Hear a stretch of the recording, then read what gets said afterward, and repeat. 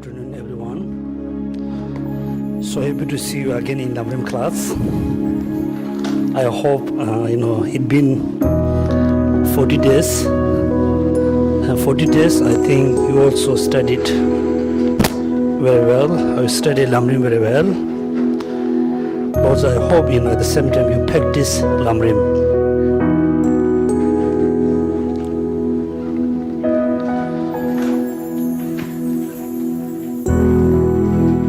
So since today, I will have maybe 6-7 time Lamrim classes.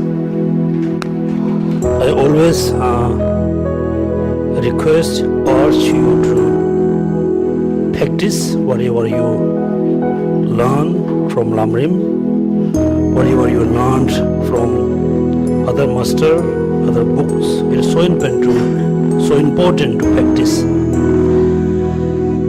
If you don't practice, then there's no point to learn Dharma and Lamrim. So it is so important to practice every day, daily basis. Again, I will shortly summarize Lamrim. At the beginning of Lamrim is explained the lineage, the history of Lamrim. Actually, the name of the Lamrim started from Adisha. It doesn't mean all the Buddha teachings are not Lamrim. All the Buddha teachings, all the dharmas are Lamrim. Actually, since Adisha, he put together all the practices in simple way, then the Lamrim name actually started from Adisha. So Adisha received the Lamrim from Lama Selingpa or Selendrapa. So, and then Adisha went to Tibet. So first time he, wrote the name of the path to enlightenment. It's been Lamrim. After I finished his story, then mainly Tsongkhapa emphasized what is the uniqueness of the Lamrim. That means the greatness of the teaching, the greatness of the composer who composed the Lamrim. So first tell the history. That means we must know when you receive a teaching from master or Rinpoche, Geshe, whoever, you must know the background of the masters. Make sure the master who you're going to receive teaching, the master is very authentic. The master must be learned. The master must be experienced, should have a really good experience about the Dharma. The second, the greatness of teaching. That means, yes, the master is very experienced, very knowledgeable, he's good in everything. But when he teaches something, make sure the teaching, which is his teaching, make sure the teaching is taught by Buddha, is come from Buddha Shakyamuni. If the teaching is not really come from Buddha Shakyamuni, if the teaching is not really come from the Sutrayana teaching or Tantrayana teaching Buddha Shakyamuni, then we should think the teaching I should receive or not. That's why when you study Lamrim, it tells us how we select the teachers, how we should select the teaching. Then after finish the greatness of teaching, the greatness of the teacher who wrote the teaching, then mainly emphasize about 3 parts: small being parts, middle being, great being, or small scope, middle scope, great scope. Then also, Lama Tsongkhapa very much emphasized to us, if you really follow the Buddha, if you really wanted to follow the Buddha teaching, first you think yourself what kind of person you are. If you are very much, emphasizing about this life, only this life, then, Tsongkhapa tells us, Adisha tells us, you just practice the small scope path, merely to be, happy this life. Then, if you are not that kind of person, not only thinking about how I can be happy this life, usually it's so difficult to be happy this life, right? So we have experience since you finish your study, you try to be, even though when you are in school and college, university, you try to be happy. So you wasn't happy there. After finish your education, after you graduate from university, you still try to be happy. You could not be happy. Then after we got a job, the salary was quite okay, but we are not that happy as we wish. So in order to just be happy this life, we need to practice Dharma. So important. So when we talk about practicing Dharma, certainly many people thinking, okay, I need to do a lot of chanting, I need to do a lot of recitation, a lot of offering. Yes, you can do all of them. But most importantly, you must control your bad thoughts. You must control your negative thoughts. If you are not able to control your negative thoughts, bad minds, attachment, anger, desire, hatred, you never ever able to be happy. So even though you wish to be happy only this life, you need to practice Dharma. You need to practice Lamrim, which is small scope Lamrim. So the person among they just really wish to be happy only this life, then you simply you just believe in 3 jewels, then accept the the lay person vows, be honesty, be ethical person.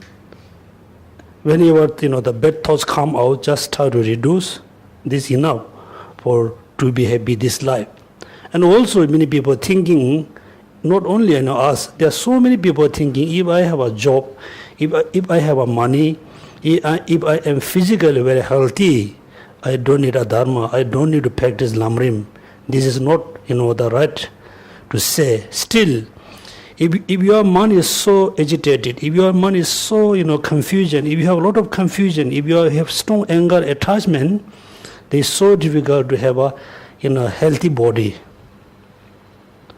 Even though in order to have a healthy body, you need to control all the bad thoughts. So nowadays, in the world, many people, try to eat organic food, try to do many different types of exercise, taking different types of vitamin to have a healthy body. But most cases you can see those people are not physically healthy because they are not mentally healthy. So how we can be mentally happy? It is something, in order to have a healthy body, we need to eat healthy food. In order to have a healthy mind, we must have healthy thoughts.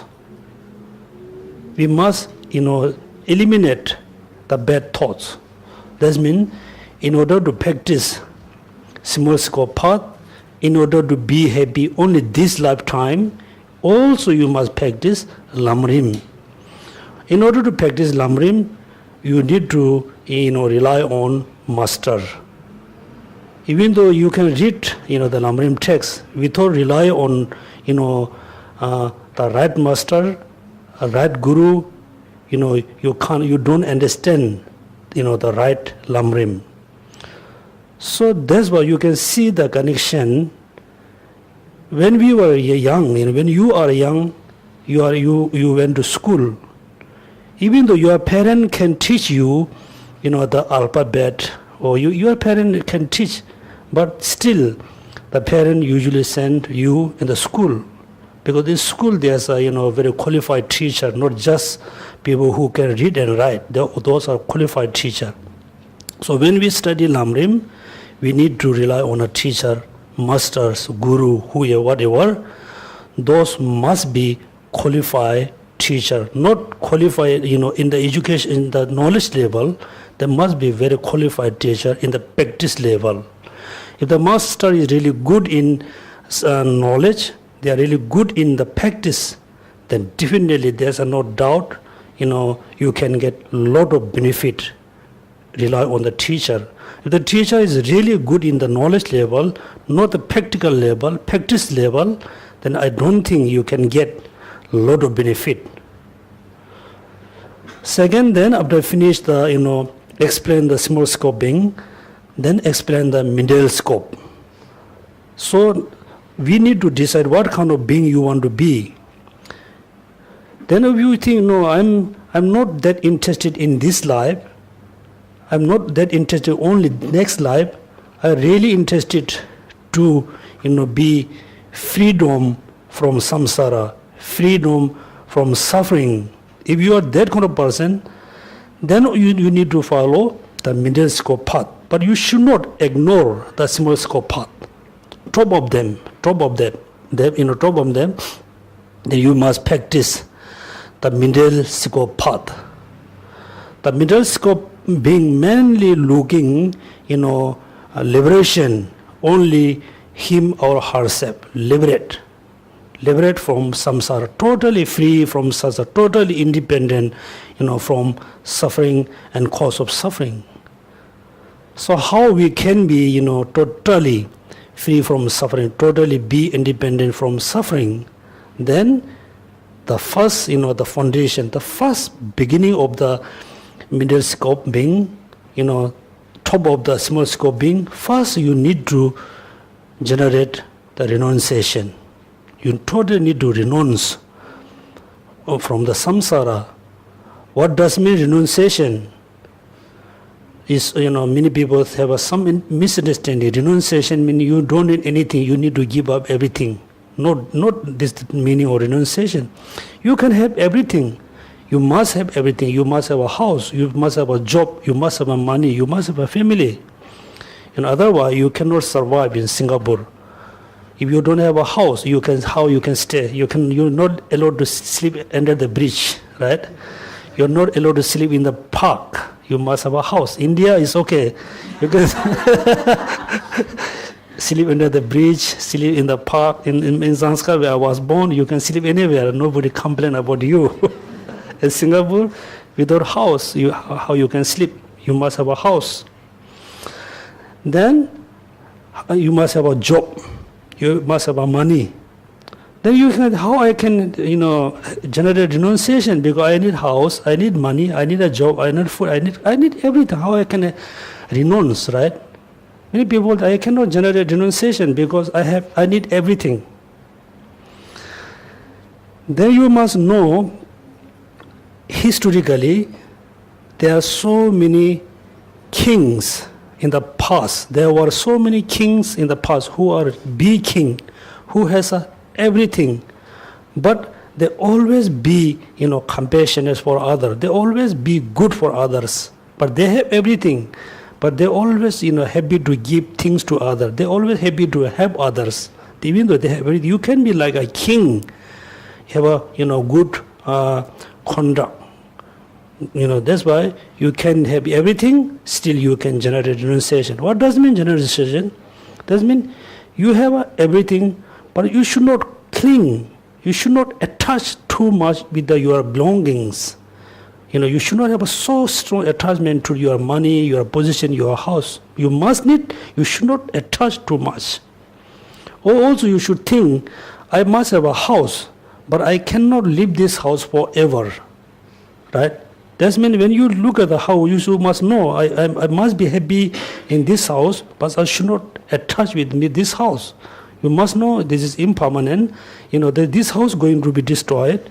Maybe I'm going to leave very soon. That means you have a, you don't have a sense of attachment to your house and money. Not only that, then you need to think is, I'm in the world, I'm in Singapore, I have everything, but I'm not happy. That means wherever you born in the three realms, you should think, I won't be happy. I won't be happy because you should not think, you should not say, I won't be happy because I won't have a job, I won't have a house, I don't have money. You should not say this. I won't be happy because my mind, totally controlled by ignorance, anger, attachment, desire, hatred. Your mind is totally controlled, polluted by all the negative thoughts. You don't have a time to, you won't have enough time to, have a peaceful mind. You should think, I need to, get out from the samsara because I'm not happy. I'm not happy because my minds are totally controlled, totally polluted by negative thoughts. For example, if you stay with a bad friend who are always annoying, while you are sleeping, the friend play a lot of music, you can listen to the music. Right? But I'm okay, I'm very happy.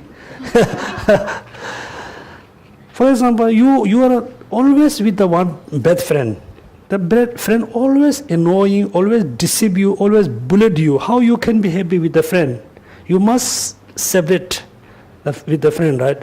Because you are not happy because of the friend. Same thing, all the negative thoughts with us 24 hours. That's why we are not happy. Then also you just think about the nature of the samsara, the desire realm, form or formless realm. You think, then wherever I born, I have a short time to be happy. Then I have to reborn again in other realms. Then you really feel, wherever I born, I won't have a really good. I won't be very happy. I won't have a healthy mind. Also, healthy mind has a different level. If you purely practice the small being path, you have a certain level of healthy mind. If you follow the middle being path, you have a greater, healthy mind. If you follow the Mahayana path, when you achieve Buddhahood, then you have a complete healthy mind. That mind doesn't have any kind of, any kinds of disease and sickness. That's why, when I say healthy mind, there's many different levels. The complete healthy mind we can have when we become a Buddha, when we achieve, when we are able to achieve the Buddhahood. The small scope being, first you generate renunciation based of knowing the reality of samsara, the knowing of the causes and condition of the samsara. Cause and condition of the samsara. That's why when you read the text, it's mentioned, how you can generate renunciation about this life, how you can generate, renunciation for next life. So, generate the renunciation. Then, top of that, you totally, have a renunciation, but how I can cut the root of samsara? Then you need to think very deep level. Okay, I have a suffering. All the suffering is not arise, causeless. It's arising through causes and condition. Then you need to study what are the causes and condition of the suffering. What are the causes and condition of the truth of suffering? Then you need to know the karma. The karma, arise from, like 3 poison minds. And 3 poison minds arise ignorance. Finally, you must know that ignorance is the root of the samsara, root of the suffering. It is the root of all problems. Right? That's why when you see doctor say, yeah, you have a headache. The deep down, the headache is arise because you eat lot of oily food. When you eat lot of oily food, then you have a very, your jaundice become very strong. That's why you have a headache. In order to heal the headache, you must eat the less oil, Also, if you eat the less oil, you can reduce the jaundice. When you have reduced the jaundice, you won't have a headache. So that's why you need to contemplate what is the truth of suffering, what are the causes and condition of the suffering. Then mainly you need to recognize, yes, ignorance. And when we talk about ignorance, there's a few different, level. So there's a selflessness. That means all phenomena exist, kind of from their side. Then finally you need, if you think, all things exist kind of independently, inherently, then this means this is ignorance. In order to eliminate ignorance, you must realize selflessness, you must realize emptiness. Then renunciation, practice with the emptiness practice with the renunciation, Four Noble Truth, trailing interdependence continuously. Then you're going to achieve liberation, arhatship. Then why we need to practice, the Mahayana path? Why I need to practice bodhicitta? Because if I'm completely independent from suffering, you will be very happy, right? You don't have any suffering. You won't have any kind of dissatisfaction. You're very happy. Then why we need to practice bodhicitta? Then again, you need to think, what is the connection me and others, others and me. Then in order to generate bodhicitta, first we really need to know what is the link me and my parents, me and my mother. Then you can see in this lifetime, my mother is or was so kind. She carried us in the mother womb for 9 months or 10 days. During that 9 months, how difficulties she had a lot of difficulties. Then after give birth, how many difficulties she has. After give birth, when look at somebody, look at us, we are just piece of meat. We don't understand what to eat, what to wear. The mother took care of everything. Then every day look after. Then finally, we become bigger. Then send school, whatever. Finally, whole life, she, take care of us. Thus, you can see the mother is so important. You realize, yes, my mother is very important for me in this life. That moment, if your mother gets sick, will you be take care of your mother, or you just go and enjoy somewhere? Right? What's your option? You want to enjoy yourself, or you want to take care of your mom? Of course, if you are the good person, then definitely you will take care of your mom.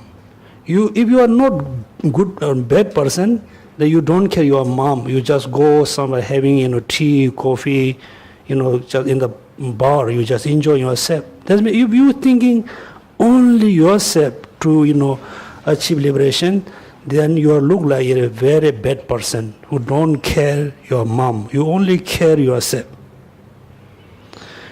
Even though we don't talk about dharma in generally, you have friends.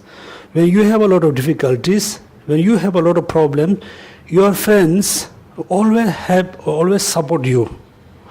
One day the friend got sickness, the friend got some problem. If you totally ignore your friend, are you a good person? No, nobody consider you are a good person, right? Nobody. Say, oh, he's very bad, because when he has a problem, his friend give a lot of support, give a lot of help. Now, his friend got problem, he totally ignores. Generally, we consider the person is very bad. That's why if you thinking only yourself to be happy, then you are look like a very bad person. You don't care your mom. So in order to realize this, then you need to know, yes, this life, my mother is so important. Oh, that means in the previous life, I must had a mom. The mom was maybe human being, the mom was maybe cow, maybe dog, maybe pig, maybe fish. Those also, that time, in this moment, we don't recognize, we don't remember that moment, those mom also very important for us. Slowly you can, think this way, then you need to recognize, yes, all sentient beings, are so important. I must do something for them because those are very important for me. What you can do? What you can do for them? At the moment, I'm just ordinary being. I don't have any, like a wealth, money to give for everything, everybody. If you don't have enough money, you don't have enough clothes and house, you cannot do anything. First, then you think, yes, if I able to be Buddha, then I can, do so many things for them. The most important what I can do them, after I become a Buddha, I can teach Dharma. I can introduce the right paths. I ask them to, follow the paths. Finally, they also, will free from suffering. They will become a Buddha. So how you can become Buddha? Then, there's again. So you should not ignore the small scope paths. You must practice. Top of that, you must practice the middle being path. Top of that, you must practice bodhicitta. Right, bodhicitta. Then the Lamrim talk about generating bodhicitta. Then you need to know the benefits of bodhicitta. I hope you remember, what kind of benefit you can have if you practice bodhicitta. After you knowing the benefit of bodhicitta, then you generate bodhicitta. After you generate bodhicitta, you make sure the bodhicitta you can maintain continuously this life and next life, right? And then the Lamrim explain what are the causes and conditions to, maintain the bodhicitta this life. Make sure in the next life you also continuously able to practice Lamrim. Then after they talk about taking vows, particularly Bodhisattva vows. Then bodhicitta has a two type, aspirational bodhicitta and intent, right? Engaging bodhicitta. Then you must know the differences between aspirational bodhicitta and engaging bodhicitta. Then, you need to take a vows, bodhisattva vows. Generally, we have three types of vows. Pratimokkha vows, which is, include there's 8 different types. If you wish to,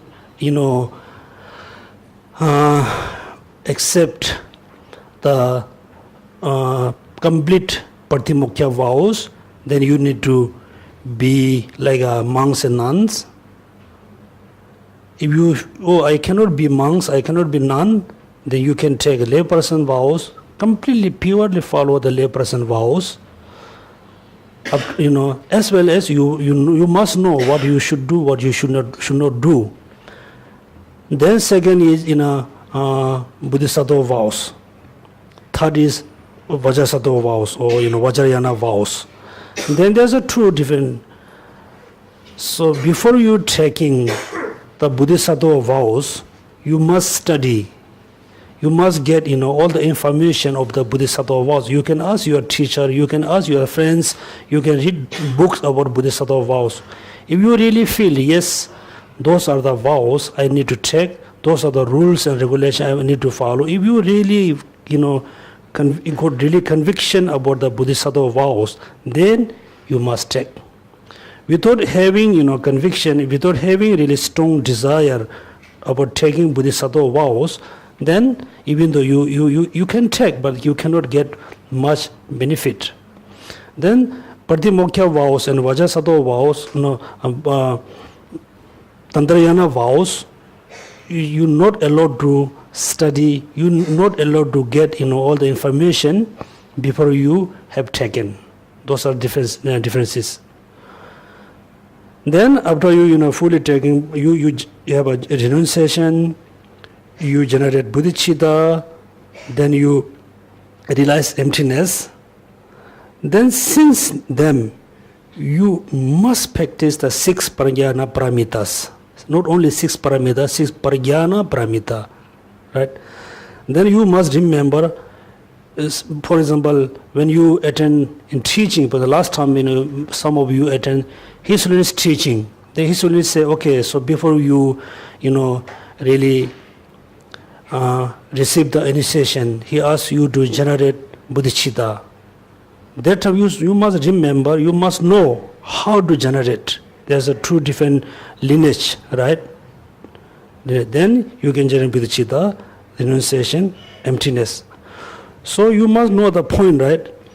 Without generating renunciation, your practice cannot be pure practice of Dharma.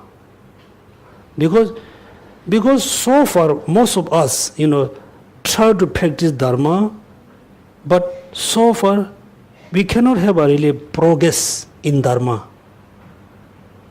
Because we are not able to generate renunciation. If we are not able to generate renunciation, our minds, our desire always attached on this life, attached with the money, like a family, house, whatever. Our minds totally attached, with the samsara. That's why we sometimes, when we practice Dharma, the Dharma pull our minds a little bit up. Then, the attachment bring down. Just pulling each other up and down, up, and there's no progress.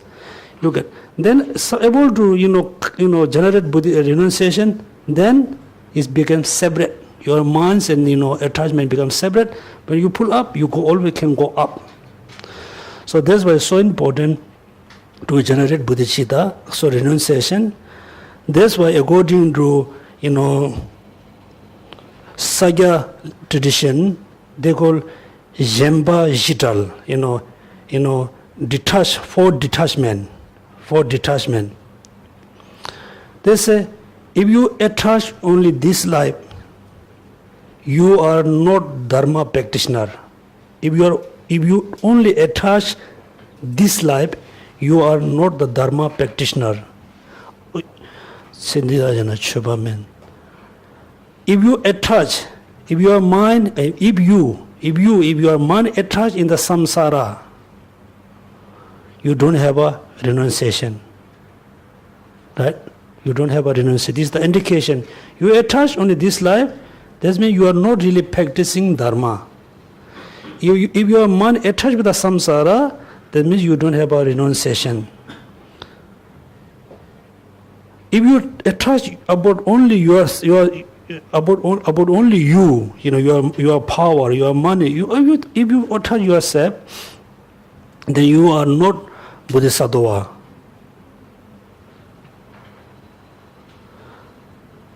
Third, the number 4. If your mind attached, if your mind is if your mind is perceiving things are exist independently, then you don't have a realization of emptiness. Right? Only attached this life, you are not Dharma practitioner. Attached in the samsara, you don't have a renunciation. Very attachment about yourself, then you are not Bodhisattvas. If your mind perceives things are independently, you don't realize emptiness. That's why we should not have a attachment about this life, should not have an attachment about samsara, should not think about only yourself. You should not think things exist independently. That's why my main point is here to telling you, we don't have a progress in Dharma, practice in Dharma, because our mind always attached about this life, in samsara. That's why I say pull up and pull down, pull down, pull up. We cannot go up. It look like when the kids flying the cats, right? Cats. Because I saw in the Marina Bay, Marina Barrage. It's interesting. The cut is so big, the plus is really big. If they release the sting cut, I think it can fly far away. Almost maybe go to Badam. Because the kids, don't want to lose the cuts. That's why he attached. They might see, wow, it's interesting. That's why, if we are able to cut the attachment, we can fly quite far away. Yeah, maybe Badam renunciation. Now, look at, now you can see the step order, bodhicitta. The last time when the class we study about, how to practice bodhicitta with the emptiness, right? That means method and wisdom. Do you remember how to practice methods with the wisdom? How to practice wisdom with the methods? Do you remember what is the analogy here?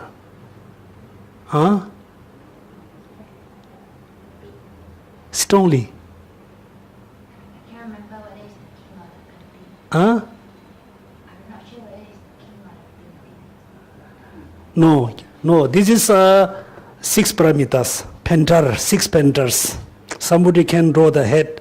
Then somebody can, draw, legs and hands. Finally, they will have a complete painting. The analogy was the mother who lost their child. Right? For example, one mother has one child. She really, loved the child. Somehow she lost the child. And after lost the child, even though when she was having, conversation with someone, when she, eating something, even though actually she's talking with someone, she eating something, in the deep down, she always miss the child, right? That means Bodhisattva was, when whatever he practiced, in the deep down, the bodhicitta always there.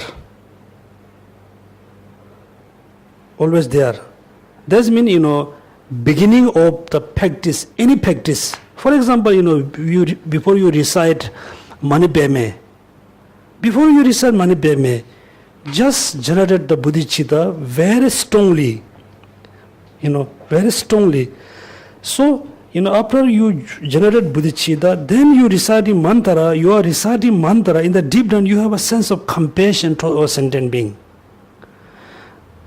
And after, generate bodhicitta, when you practice or meditate on emptiness, you are meditating on emptiness, but in the deep down, the bodhisattva, the power, the force is always there. Force is always there.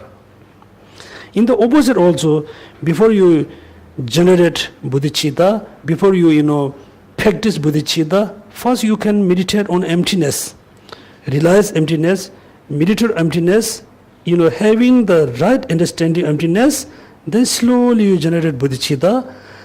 Then you are actually generating, practicing bodhicitta. In the deep down, you know nothing exists independently. Look like you can see. I think next time when you go to see movie, you are sitting in the movie theater having the popcorn. Because if you don't think anything, you're really enjoying. Wow! Look at the the scenery, the action, so beautiful. You are totally looking like this. Then suddenly you think, no, it's really not there. Everything is coming from the projector. It's just lighting, reflection of the light. If you think this way, then you cannot enjoy, right? You don't have the enjoy. You lost the enjoy. That means when you look at something, it looks like so attractive, so beautiful, so real. Your mind is going there. Your mind is pulling towards there. Suddenly you think, yes, this person, this object, this thing not really exists there. It's just my mental kind of creation. Then it's so easy to reduce all the attachment and negative so and so. That means in the last class we study about how to practice bodhicitta with the wisdom. How to practice wisdom with the bodhicitta. Do you remember? Then last, After you generate bodhicitta, you need to practice the 6 paramitas, 6 prajna paramitas. Then the 6 prajna paramita, the analogy was, she said, 6 painters. There are 6 painters. One painter know exactly how to draw the head, but he doesn't know how to draw the hands and legs. That means when the 6 painters come together, then they have a complete image. The complete image is the analogy of the Buddhahood. The 6 painters are the analogy of 6 prajna paramitas. Right? Look at, someday we think, practicing Lamrim or practicing Dharma is very difficult. Right? It is not difficult because you don't understand. Right? You understand. When you read a book, if you think you really understand what are there, how to practice. Problem is there. We always problem. Do you remember in the Lamrim what says? Number 1, you don't remember to practice Dharma. Number 2, you remember you don't practice every day, continuously. You remember you practice every day, not seriously. Right? Seriously.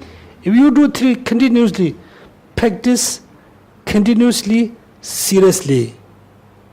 Really, I really believe everybody practice bodhicitta every day, like continuously, seriously. You can be bodhisattva within 1 year. Why not? Why not? That's why we really need to think, you should not think, oh yeah, this is the tradition, I have to learn Dharma, I have to go to Lamrim class. You should not do this thing, as a culture, as a tradition. You should think, yes, I want to study Lamrim because I want to be Bodhisattva. I want to be Bodhisattva because becoming Bodhisattva, I cannot become Buddha. Right? I really want to become Buddha. I really want to be Bodhisattva. I really want to, practice bodhicitta. You really think, from your depth of your heart. Then you can see, some progress in here, there. Because most of you, professional in certain area. You become professional in certain area because, you put a lot of effort and you put a lot of time. You are very interested. Finally, you become, professional in certain area. Why not you become Bodhisattva? Why not? Look at it. Actually, becoming professor, becoming like, artist, becoming teacher, what is more difficult than the becoming Bodhisattva? Bodhisattva, just sit in the, on the chair, on the bed, you just change your mind, right? Reduce the self-centered attitudes, generate the, benefit other altitude. Just sit very simply. You don't need to, you go school and class, don't need to pay any money. It really is, right? Isn't? Don't you think? Yeah. That's why, really, I'm feeling we should not just do like habits. You should think, I want to be Bodhisattva. I want to be Buddha. I want to be Buddha on this lifetime. I cannot wait another few lifetime. Also, another problem, I said many times, okay, many people think, oh, I cannot do much this life. I can do little bit, mostly in the next life I can do better. Right? Everybody thinking this, eh? Oh, I study little bit this lifetime, the next life I can have a better understanding. Next life we don't know where we will go. Oh, yeah, dog again, then we will forget everything. That's why we should not much, think about next life. Should think this life. I want to be Bodhisattva, become Buddha this lifetime. Then you can be. Now 6 paramitas. I ask you to do homework, right? What are the homework? The first 4 parameters. Okay. The first 4 of the 6. Okay. So then what I thought today, actually it is good or not, I don't know, because it depends on your time. I know, everybody usually very busy. Are you busy? Huh? Yeah. Yeah, right? Yeah. How many are you busy? Everybody busy. Saturday, Sunday, someday you go to see movie? Huh? Go for like a big lunch and dinner? Yes, someone goes, some definitely. I said you usually use peace. I'm very busy. If you try to get time, definitely 100% you will have a time. So you know, even though if there's no law and rules, we don't really follow. If there's a rules, even though we don't like, we follow the rules, right? Then what I think, usually, we have a homework, then I ask question about your homework. Also, I will do continuously. So we should do continuously. One thing, after whoever come before here, just sit and read the books. Okay, the books. Then every day we must have maybe 15 to 20 minutes. Must have a time for reading. Then you have a time, right? Then you cannot say I'm very busy, I don't have a time. You have a time to read the books. Maybe within 20 minutes, how many pages you can read? 10? Huh? How many? It depends on us. Somebody read very fast. I think everybody can read very fast. But then if you're reading very fast, you're not necessarily That's why what I said, let's say, so far I never asked you to make a summarize. I asked you to read, then ask question, I let you answer. Next time, we must read 10 pages.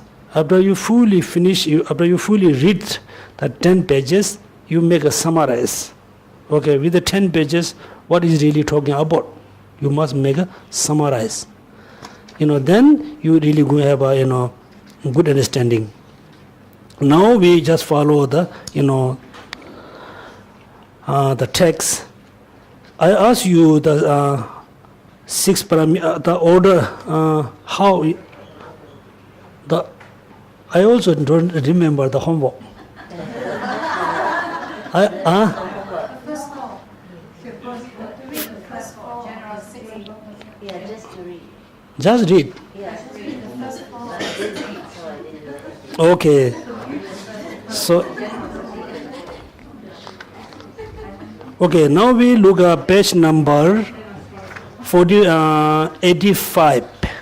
First look at the page number 85. Then we can jump to page number. We stopped at 103. Uh, I have my bookmark at 103. oh, yeah, 103. Okay. Yeah, I have my bookmark. Yes, 103. Yeah. 107, 103.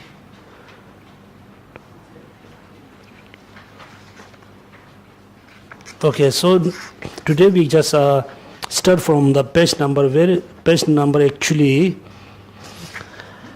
103, right? 103 is okay. We will follow the page, we go through the page number 102. First, everybody look at the page number 85. Right? An introduction to the 6 perfections. So, after you fully generate bodhicitta, then you need to practice the 6 perfections.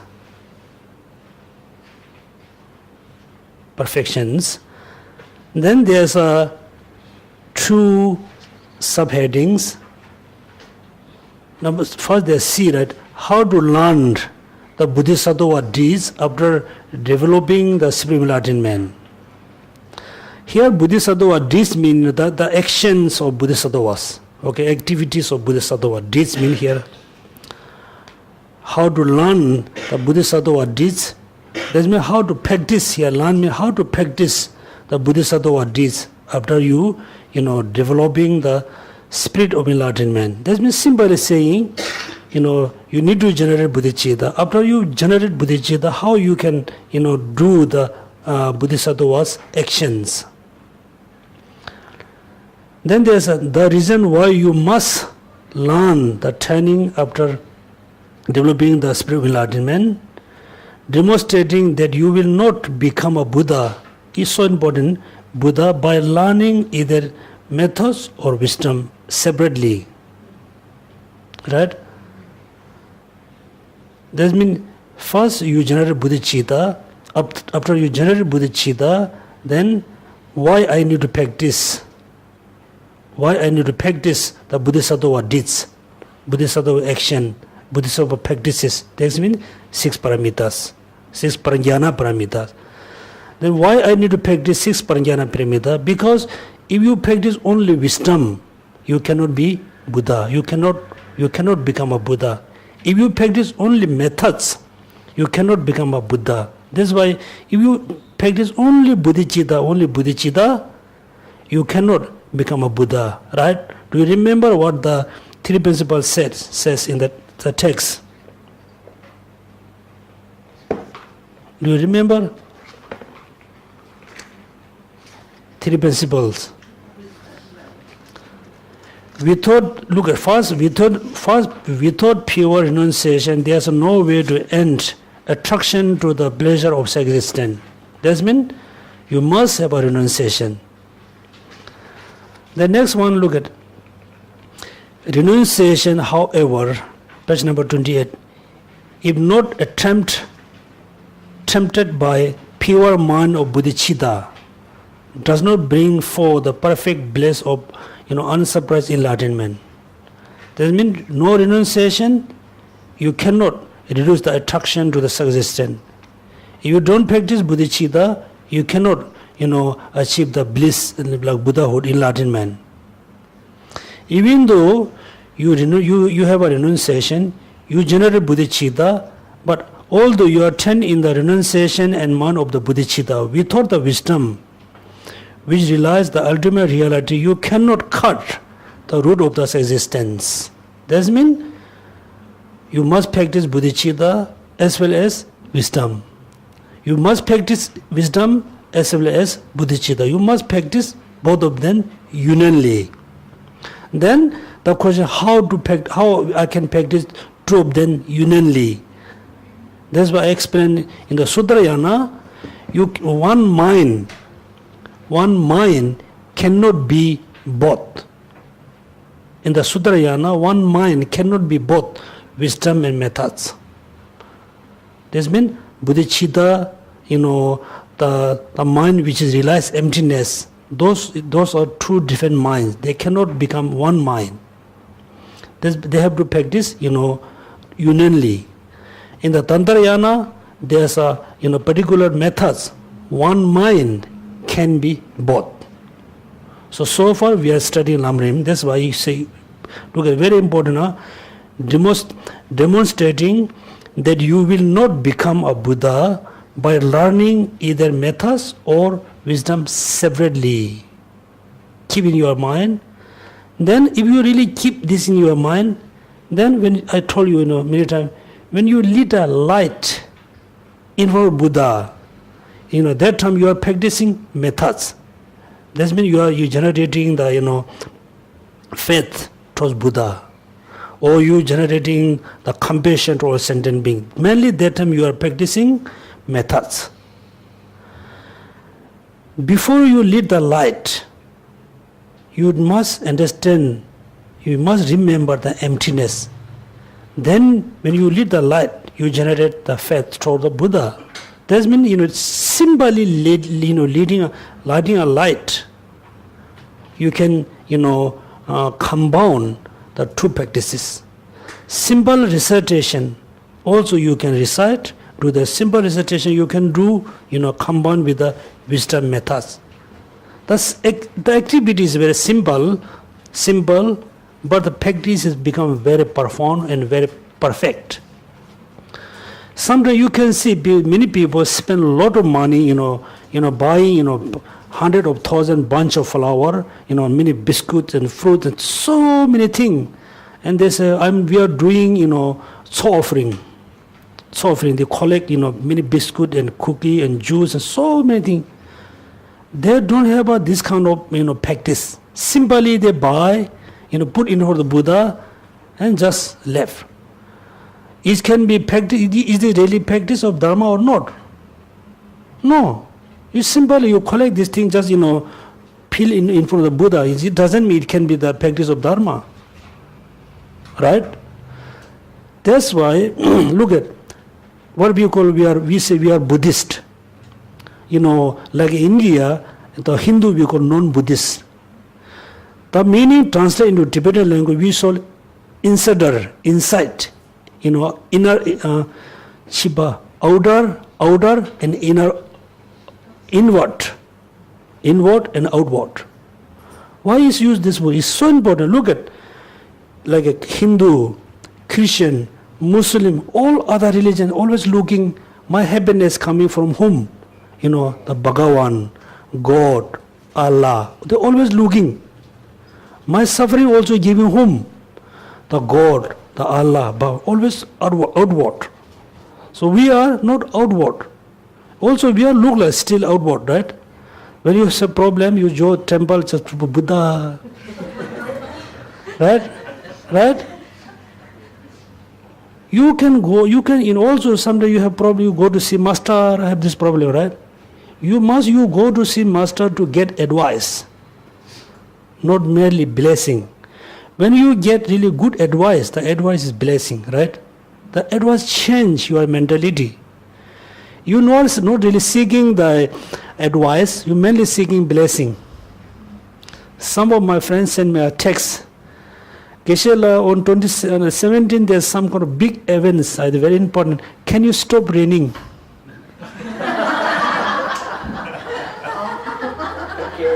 Then I cannot say, okay, I don't have a confidence. I say, I will try. I will try. I say, I will try. Huh? Okay, I make you a very, like a joke. This joke is very important. In my monastery, we have a monk. He's not really learned, he's not really Geshe. He never become Geshe whole life, but he's still monastery. But he always criticized. Good criticism, right? Criticism, really good. One day, his elder brother passed away. He was Geshe Larampa. So, they passed away. Then finally, they finished all the funeral things. Then he was looking what things he had actually. He opened the one box. He saw all the certificate in the box. I have so many certificate. He said, oh, my brother didn't bring all the certificate with him. This is most important in his life. Why he didn't bring with him? It's joke, right? But his joke, if you think, is very serious. Then there's one old monk. We believe he has a power to stop raining. He has a power to bring raining. He said, no, he doesn't have any power. How did he say that? When he is a diarrhea, he cannot stop diarrhea himself. How he can stop raining? The sky is so big. It's joke, right? It's joke. But symboli is not really joke. If he able to stop raining, he can stop diarrhea. That's why we are Buddhists. We say, we consider I am Buddhist, I follow the Buddha teaching. Actually, we are not.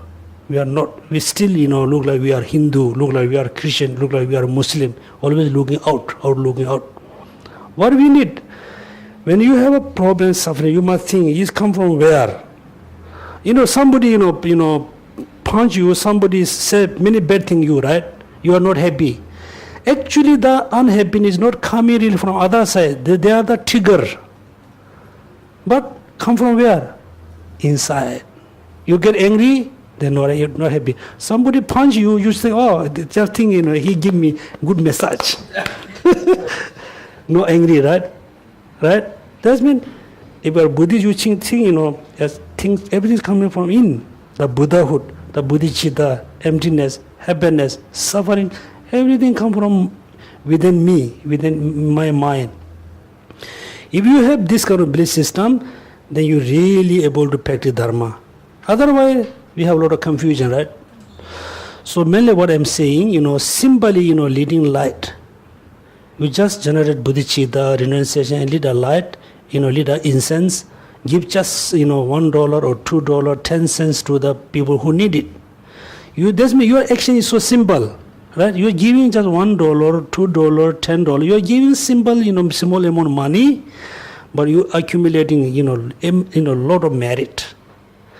But you don't have all the motivation. You spend a lot of money, 1,000, 10,000, 20,000, 100,000. You spend a lot of money. You spend a lot of time. For example, most of you going sometime, the community walk.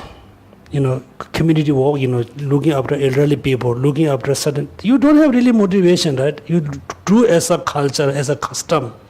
So before you really engage in the action, generate bodhicitta, great compassion for those people, then you just go with a good motivation. Actually, you are doing the Lamrim practice.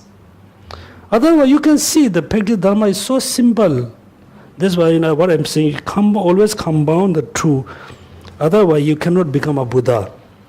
So this is important. Then next one, C, right? How to learn the Bodhisattva this after developing the spiritual enlightenment. The reason why you must learn the training after developing the spiritual enlightenment. Then demonstrating that you will not become a Buddha by learning either methods or wisdom separately.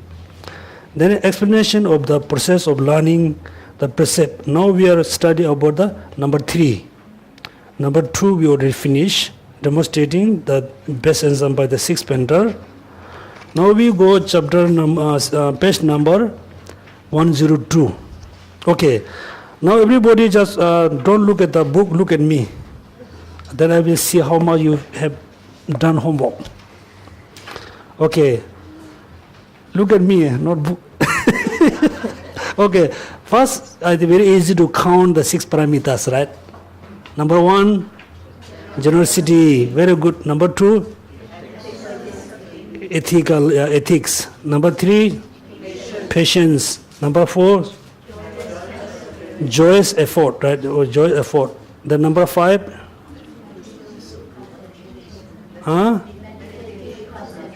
okay, mentality. Or competitive. Then number 6, wisdom. So within the 6, you really need to think, number 4th, there's a joy effort, right? Joy effort. These are very important concept in Buddhist. Very important concept about the the joy effort. There's a big difference, putting effort and joy effort. Okay. For example, since until now we put lot of effort, but those are not joy effort. Okay, not joy effort. Because we put lot of effort to, have a job, have a house, have whatever. We put lot of effort, lot of energy, but those are not joy effort. The joy effort means you put the effort, like you put effort to what do you call you put effort for the spirituality. You put effort towards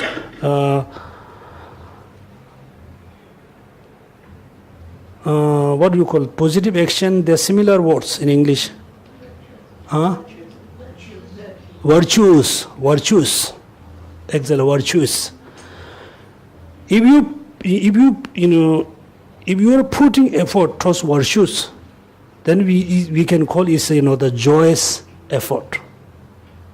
If we are putting virtues in the the general activities, you are putting effort, but not joy, joyous effort. So in Buddhist, there's a very important concept. Okay. Then at the beginning, in English, the book says here, there's a 2 parts, right? how to train in Mahayana in general, how to train specifically in the Vajrayana. Then number 1, it has a 3, right? Establishing the desire to learn the precepts of spirit enlightenment. Number 2, taking the vows of conquerors' children after establishing the desire to learning precepts. Number 3, how to train after taking the vows. Okay, everybody must memorize those. Look at number 1, establishing desire to learn precept of spiritual enlightenment. That means before you really, generate the bodhicitta, you must have a desire to learn, bodhicitta, desire to learn the action of bodhisattvas. Desire can be, positive, can be negative. Okay, desire can be positive, can be negative. If you have a strong desire to helping other, is still desire is positive. If you have strong desire to to do something only you accept, we can call it can be negative. Then taking bodhisattva vows. Then how to take after taking the vows. Now next one, establishing the desire to learn precepts of spiritual enlightenment in the discipline of individual liberation and Tantrayana. It is important to study the precept before you have first taken the vows, right? It's very clear. Individual liberation and tantra, it is inappropriate to study precept before you have first taken. That means individual liberation means pratimokkha vows. Before you taking pratimokkha vows, you should not study about the vows. Before you taking the Tantrayana vows, you should not study about the vow. It is inappropriate, right? It is not correct. Then next he has said, but these bodhisattva vows are different. First you understand the precept well, and then after you are trained in them, if you have the enthusiasm for taking them, then you are giving vows, right? That means, so before you taking the bodhisattva vows, you must study, you must know what are they, then you can receive, you can give, you can precept, you can accept the bodhisattva vows.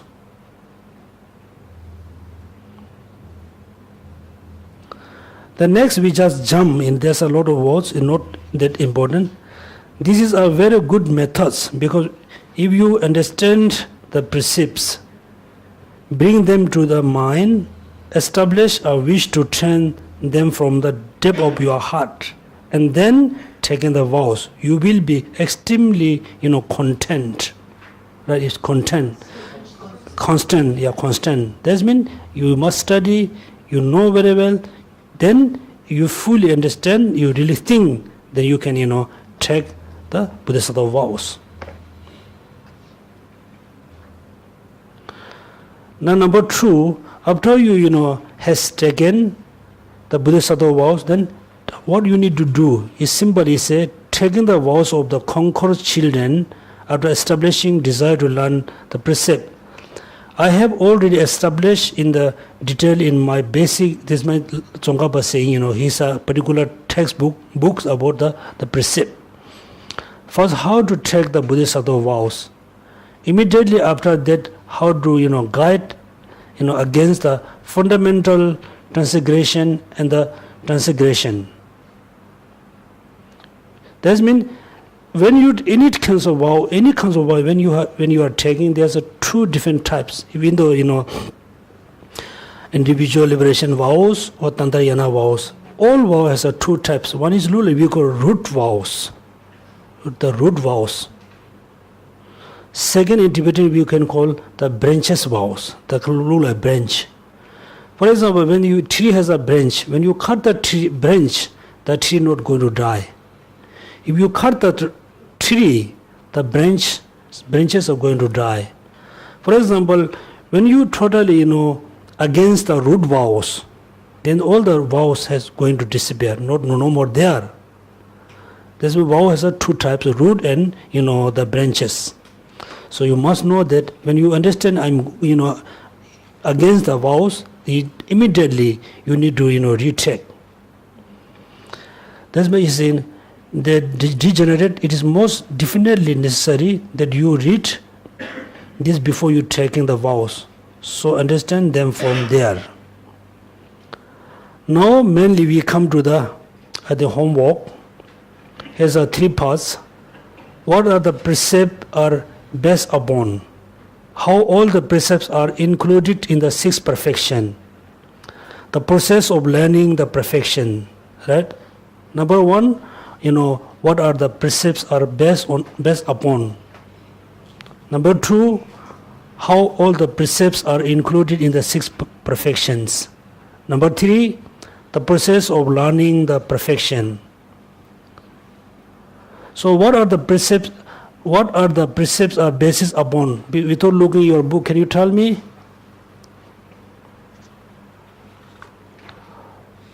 What the precepts are based upon? Without looking at your text, can you tell me? Huh? Yeah. Okay. Here said, look at, I will check here.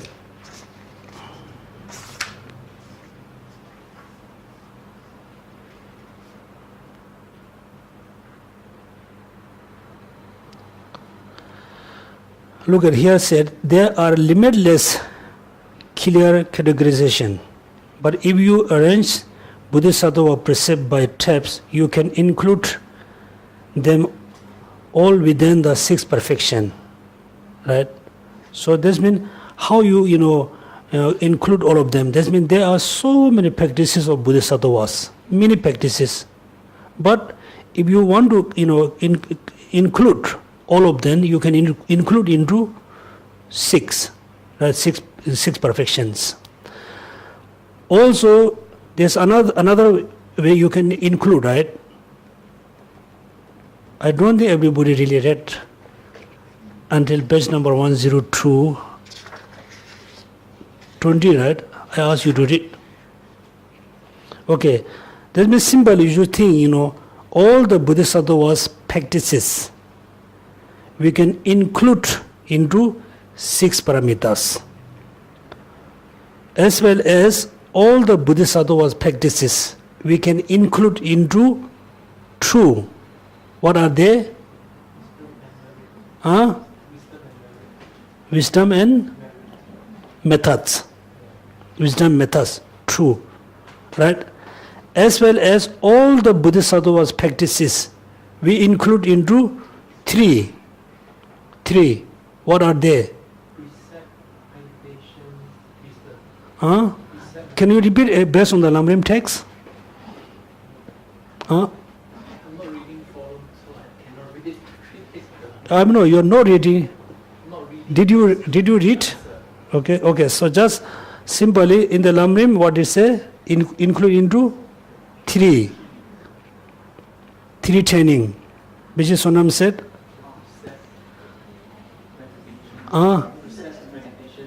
What are the 3 baskets? Basket of Sutra, basket of Abhidharma, basket of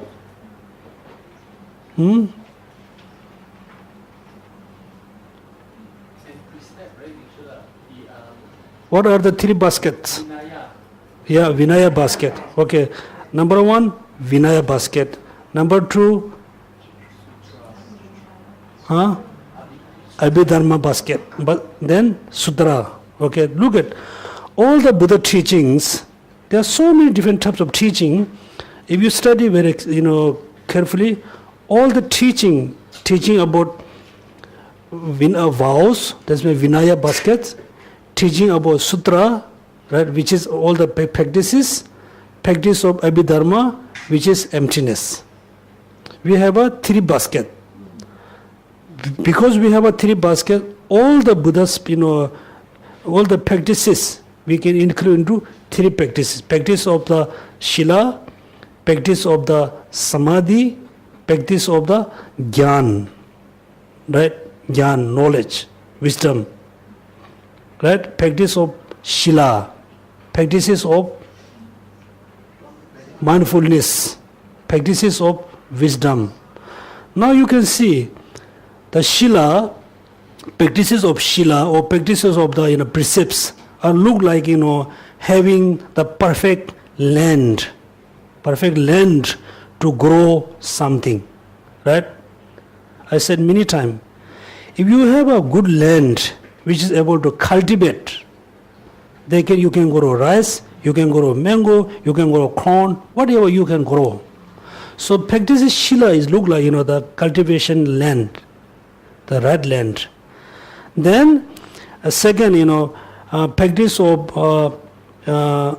sutra, the practice of the sutra.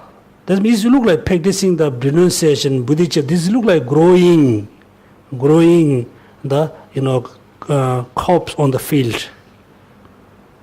Then plus practice of wisdom. Is the practice of wisdom is look like giving the protection. So that means you have a perfect land. You put the seeds of any kinds of you want. Then there's good. The land is very good. You are growing the trees. You are growing rice and barley. If there's no fence, right? No fence, it can be destroyed by animal. Can be destroyed by human being. That's means practicing wisdom. You look like the protection. How is become look like protection? How? For example, you are practicing great compassion. Right? You are practicing great compassion. Great compassion is growing in your mind. Then somebody is totally annoy you. Somebody says so many bad things about you. Then, if you don't know the actually emptiness, if you don't know the reality, then great compassion is going to be destroyed. That moment, if somebody criticizes you, somebody says so many bad things about you, suddenly you remember, yes, he or she said so, but it not only is hurting me because saying by them, also I involve them. So if this slowly you think nothing exists independently, it look like dreaming me, then you cannot lose the great compassion. That's why all the Bodhisattva practices included into 6 paramitas, included into methods of wisdom, included into the 3 trainings. Right? Is mentioned Lamrim. Second, another question I will ask you, if you really read precisely, then why all the Bodhisattva practices include into 6 paramita, include into 2 into methods wisdom, include into the 3 training. Why is particularly mentioned the 6 paramita? Why emphasize explanation of 6 paramita? Why? Do you remember? Huh? Okay, his painting is finished. Okay, his painting is the reason why we need to practice 6 paramitas is is about the paintings. Now I asking you, there's many different ways you can include. Why here very much emphasize about 6 paramita? The answer was, right?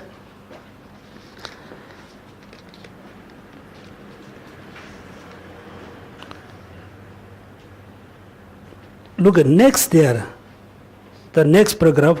Although it is true that the entire Bodhisattva path is also, subsumed under other conditions, such as the two collections, the 3 training, right? Then ethical disciplines, meditative concentration, and wisdom, and so forth. They are not able to produce the understanding that the 6 perfection do. What? Don't understand this thing. Because you don't read. You don't understand, right? Have you read? After reading, not understanding. Yeah, because you cannot understand reading just 5 minutes, right? Look at it. Although it is true that the entire Bodhisattva path is also subsumed under the other conditions, such as the true collection. Then all Bodhisattva practice include into true collections. That's mean again wisdom and methods. Also, all the Bodhisattva deeds include into 3 training. Then he said, look at. So for they are not able to produce the understanding the 6 perception do. For example, all the Bodhisattva practice include into two collection of 3 trainings.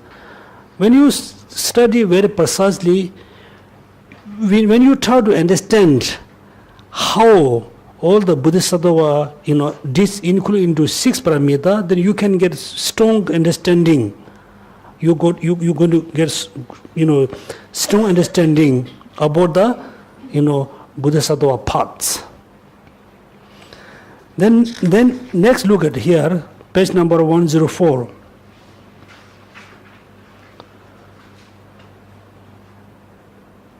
Right, a discussion of the main topic, the 6 fixed number of the perfection. That means all the Bodhisattva practice must include into number 6. That means 6 paramita, fixed number of the perfection. That means all the Bodhisattva practice include into 6. There's no any other. They don't need any other number. Number 7, number 6 is enough. That means fixed number of the perfection. Number 2, right? Ancillary discussion of the fixed order of the perfection.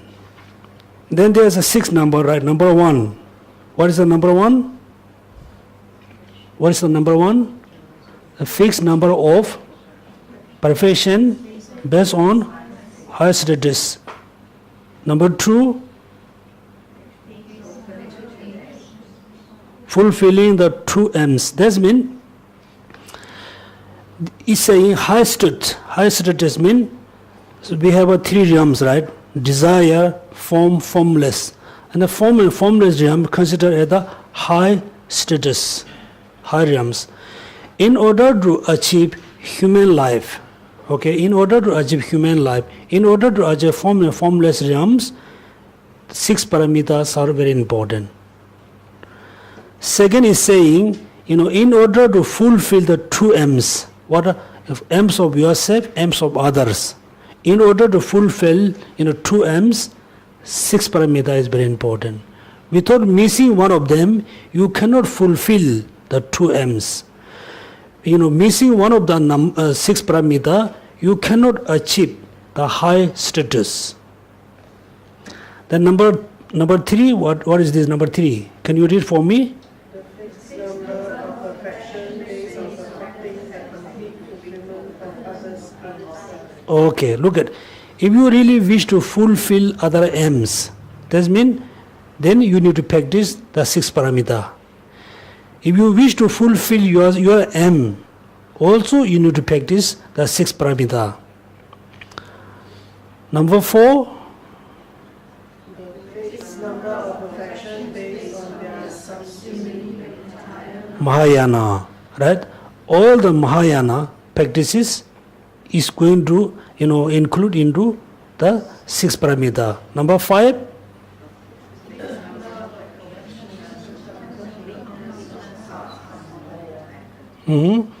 So what does mean? The fixed number of perfection in terms of the completeness of the path of the methods. If you are able to practice 6 paramita, then that means you are able to practice the complete methods, complete means to achieve Buddhahood. His method is not talking about between wisdom methods. He's mainly talking about the means. Then number 6, based on the 3 training, right? Now 6 paramita.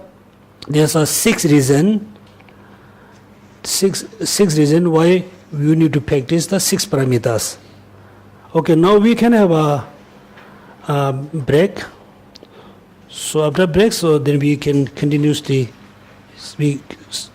continuously. We start again. Now today we do go one, the number 1. Okay, now simply you just think,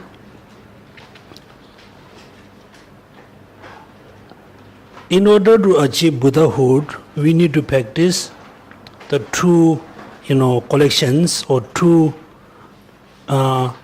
means, wisdom and methods. Simply think this way. Then all the Bodhisattva practices included into 2. We can include into wisdom and methods. But the best one we should think in all the Bodhisattva deeds, we include into the 6 paramitas. 6 paramitas. Keep in your mind, in order to achieve Buddhahood, I need to practice 6 prajna paramitas. Clear? 6 prajna paramitas. So in the past I explained what is the differences between 6 paramita and 6 prajna paramita. 6 paramita, 6 prajna paramita. Because prajna paramita is look like is Sanskrit prajna paramita. If you just simply practicing ethics without conjoined with the bodhicitta, conjoined with the renunciation, emptiness, you are practicing ethics. It's just paramita, ethic paramita, not prajna paramita. When you practice generosity, simply you giving something to others with a good mind, without conjoined. Remember conjoined like hold, conjoined with the bodhicitta, renunciation, emptiness. You are simply practicing generosity. The generosity is dana, simply dana paramita, not dana prajna paramita. Kira prajna paramita. So how the 6 paramita become prajna paramita? That means when you practice the 6 paramita conjoined with the bodhicitta, conjoined with the wisdom, then the 6 paramita become prajna paramita. Paramita means go beyond the samsara. Okay, go beyond the samsara. Go beyond the samsaric of ocean. Clear? Go beyond. What you call beyond? Simply you are practicing generosity without conjoined with the great compassion, bodhicitta, emptiness. Then the result, the effort, mainly come in the samsaric level. That means simply you give things to other with a good heart. So the result will come. The result only come in the samsaric level. That means you can have a good wealth, you can have a healthy life, this thing. If the generosity, practice of generosity conjoined with the bodhicitta, then this kind of practice can be cause to achieve rupakaya, 2 kayas. Right? 2 kayas, rupakayas. That means it can be cause of having Buddha body. Then when you practice, the wisdom, when you practice but emptiness, like impermanence, conjoined with the bodhicitta, then it can be cause to achieve dharmakaya. So I hope you remember there's said very clearly, some of the Hasang, the Chinese master who came to Tibet, they said, you don't need to practice methods and wisdom, right? Just he said, you don't need to practice bodhicitta, only practice emptiness. Then Lama Tsongkhapa criticized to him, in the achievement, there's no contradiction achieving Buddha, Rupakaya and Dharmakaya. Right? When you are in the achieving level, when you achieve Buddhahood, there's no contradiction.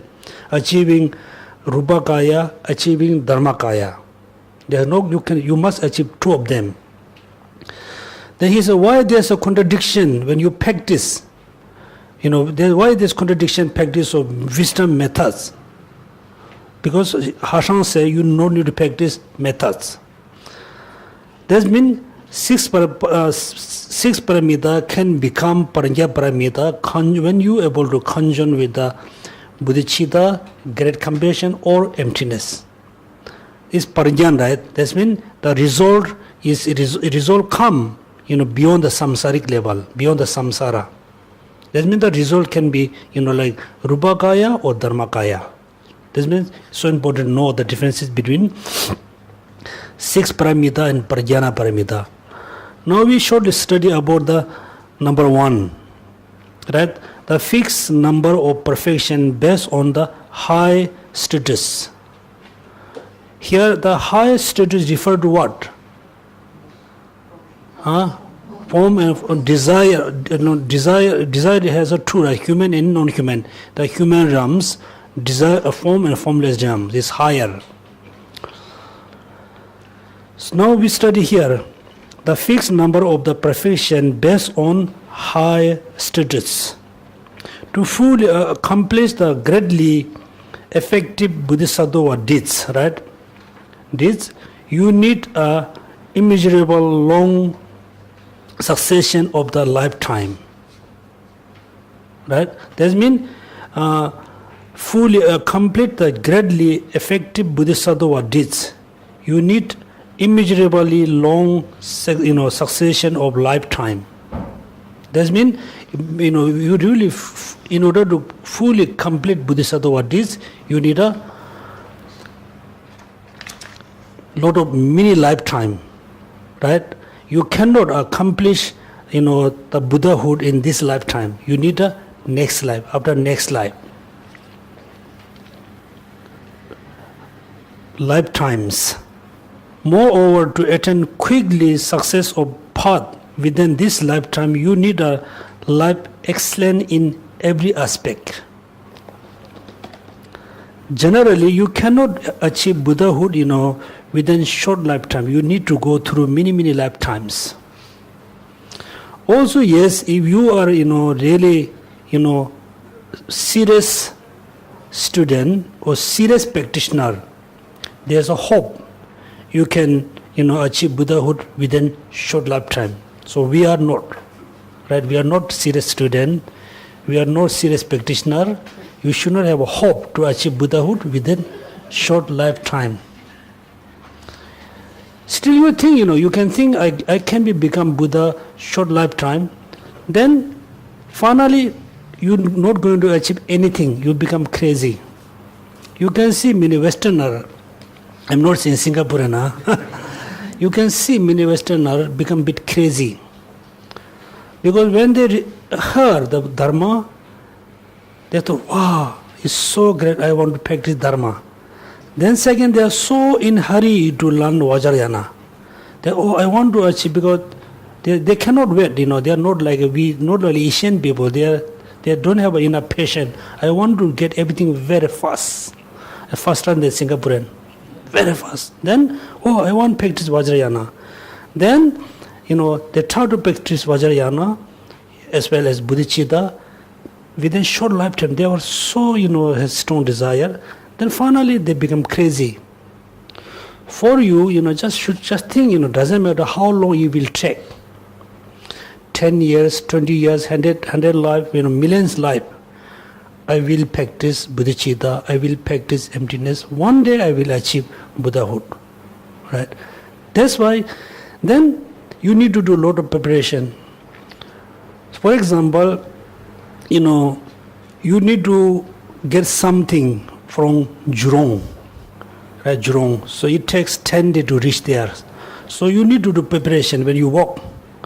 You need to carry water, enough water today, enough food today, as well as you need to carry the food and water for enough for tomorrow, enough for 10 days, right? You need to do preparation. Let's say you will take 100 lifetime to achieve Buddhahood. Number one, what you need to prepare, make sure next life you will reborn as a human or the form of formless gem. The best one is human life. Human life. So in order to have this life, what you need to practice? You need to practice the number one, which is Shila, right? Ethics. It's moreover to attain quick resources, but within the lifetime, you need a life excellent in every aspect. Our present life is not excellent in every aspect, but rather has only some of the aspect of full excellence. So in order to achieve Buddhahood, you need to go through many lifetimes. Not just simply life, is the excellent life. Excellent life means which has everything, right? Which has everything. That means have a long life, have a enough, kind of wealth, have a enough patience. Now you're talking about here, look at excellent. Fully excellent. We do not make progress with it through we practice. The teaching you need in life, there is 4 kinds of excellence. Okay, without looking at your book, what are the 4 excellence?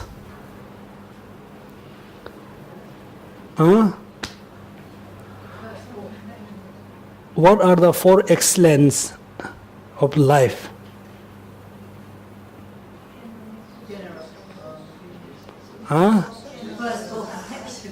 I think everybody is shooting arrow in the darkness.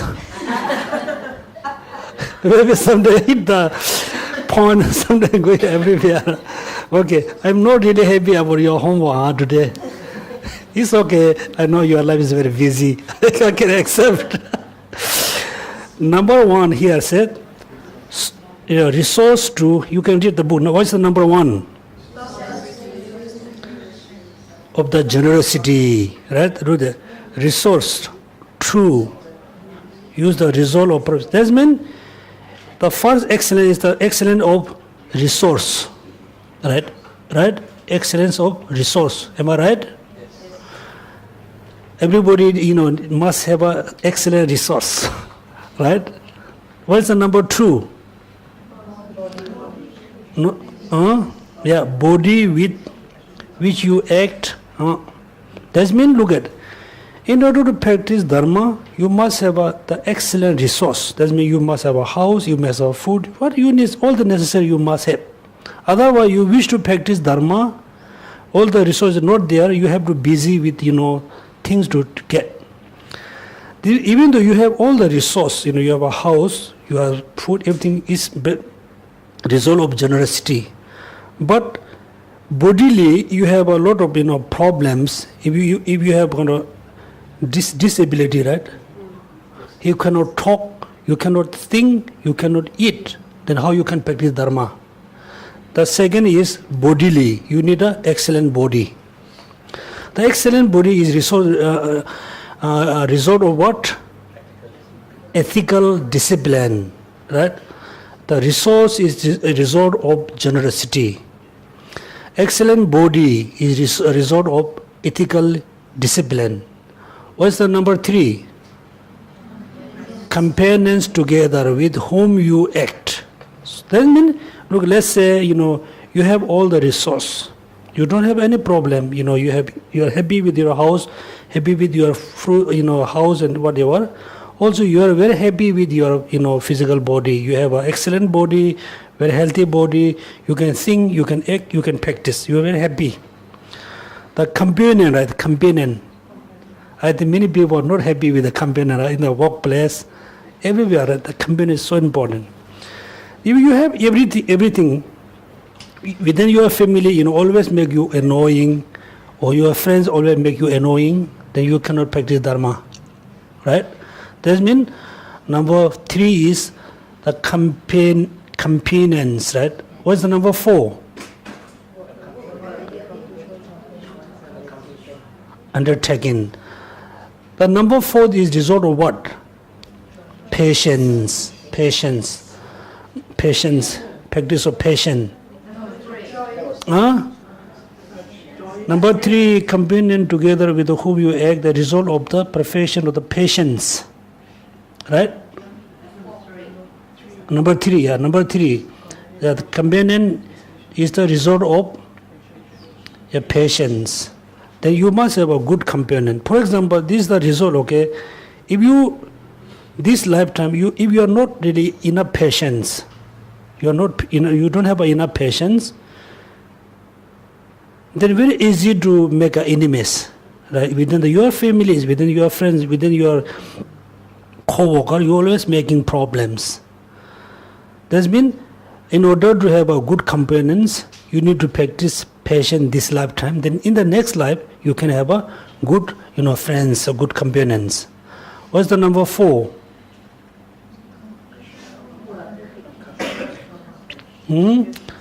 Accomplish one's undertaking. What does mean?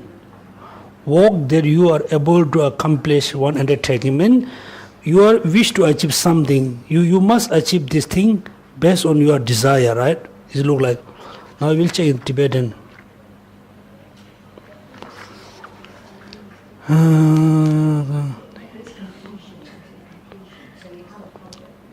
Yeah, that means accomplishment. So you have a desire, you have a wishing to achieve something, but so many things we have achieved, we have a strong wishing to achieve, but we cannot achieve. In order to achieve your wish, what you need to practice? Joyous effort. Look at that. Means this is very important in this lifetime. If you really want to achieve something, you must put effort. The effort must be positive effort. Okay, joy effort. Somebody put many wrong effort, right? Many negative effort to achieve, but you can achieve, but it won't last for a long time. That means in order to achieve your accomplish, you must practice joyous perseverance. Now you can understand. You need to practice generosity. You must know. You need to practice ethical discipline. You need to practice patience. You need to practice joy effort. Then next, now there's how many? No, only 2, right? Left two. Now concentration, wisdom. Now here, look at say here. The 4 kinds of excellence alone made them become a condition of affliction, right? Even though you have all the 4 excellence, number 1, resource. Number 2, excellent body. Number 3, excellent companion. Number 4, excellent. You achieve what you want. Only 4 of them not necessary to be have a good condition. He said, becoming condition for afflictions, right? Even though you have all the 4 excellent, it can be cause to arise afflictions. It can have attachment, anger, desire can be cause. You must not fall, under the control of the afflictions, right? Then the result of the perfection of the meditation. Therefore, can't excellent. You must not fall under the control of the affliction. The result of the perfection of the meditative civilization. 4 kinds of excellence. Yeah, that's mean next you need to practice meditative state, and as well as you need to practice the wisdom. Then, so in this lifetime, for example, you wish to do something. You have very strong desire to do something, to achieve something. That means your mind saying, "Oh, let's go and do this." Your mind saying, "Let's go and do this. Let's go and achieve this." If you just only follow what your mind said, it can be deceived to you. The mind says, let's go and do something, let's go and achieve something. Then next you need to use your wisdom. My mind says, let's go. should I go or not? You think the benefit and the loss. Use your wisdom in between. It's so important. When you are able to bring your wisdom between you and your mind, in the between wisdom, your mind say, let's go. You want to go or not? Bring the wisdom in between. Then if you use the wisdom in a proper way, then you know which one you do, which one you must not do. Without using your wisdom, if your mind say you go, then you feel you can have problems. That's why what Dalai Lama said many times, His Holiness Dalai Lama said many times, we must generate compassion with the wisdom. Right? Wisdom. We must take refuge into Buddha, Dharma, Sangha. We must have take refuge with the wisdom. So before we fully take a refuge, we must know the three refuge using your wisdom. Before we generate compassion, before we use our compassion towards someone, we must use our wisdom.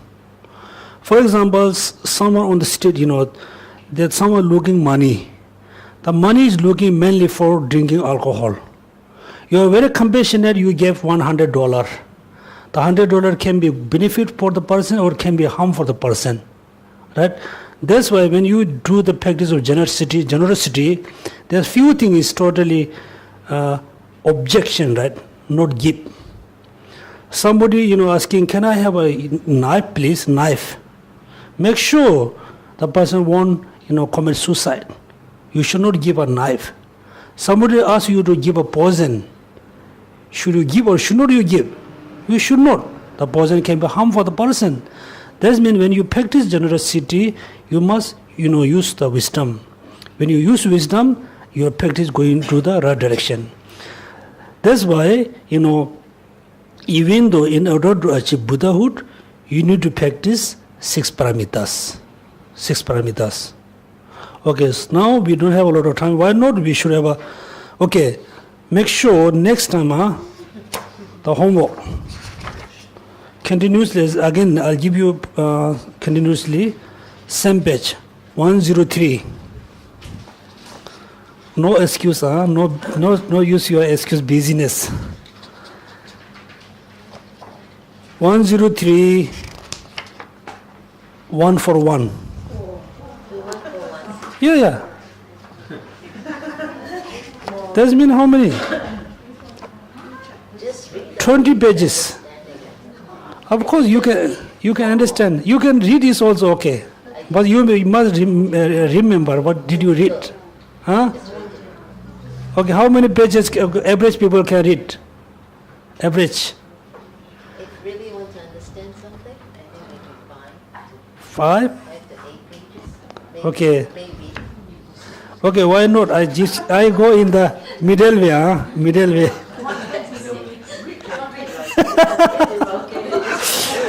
Okay, let's say, okay, 14 is too extreme, Now I go in the middle way. As an experiment, 125. I cannot compromise anymore. Okay? 103, 125. Let's say 126. Yeah, 126. Just few pages. You can finish this while you are having coffee.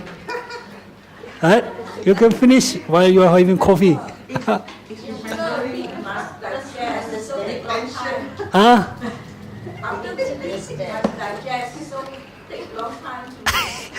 No. If you are really serious, you can digest very easily.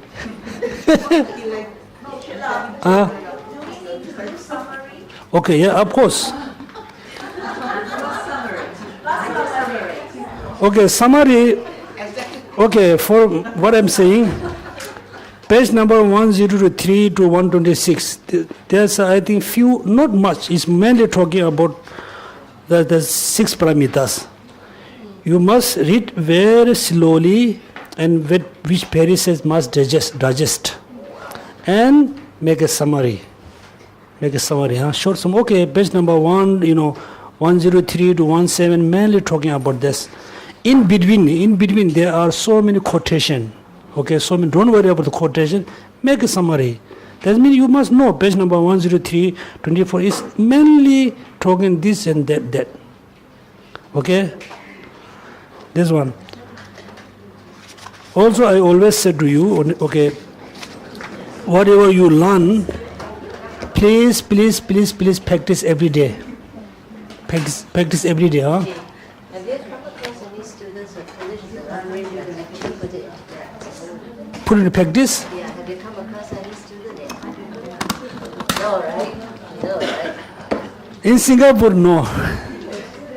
Yes, Singapore definitely no. But where else have you met such a student? Okay, I'm telling the truth. I'm telling the truth story. She asking, have you met any student who really seriously, finished the Lamrim, put in practice? In my monastery, there are quite a number of monks who memorize Lamrim Chenmo. Memorize, give memorize test in the yearly exam. Last year there was a Mongolian monk who memorized the 100,000 verses Paramita, right?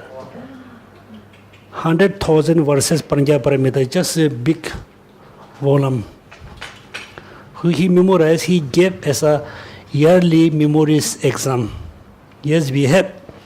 But you should not say, you should, of course, they are monk, but they are still human being. Okay, yes, we have. Of their monk duties, he did that. So what is your duty? Oh, work. I have to make a living. Yeah, I don't think you are in school for 24 hours. No, at least 12. Yeah, anyway, so everybody, read as much as you can. Read slowly.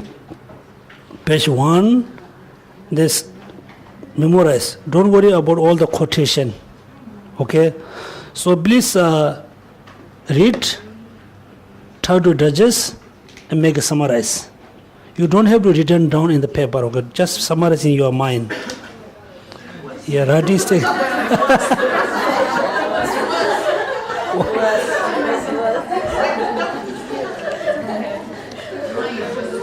Okay.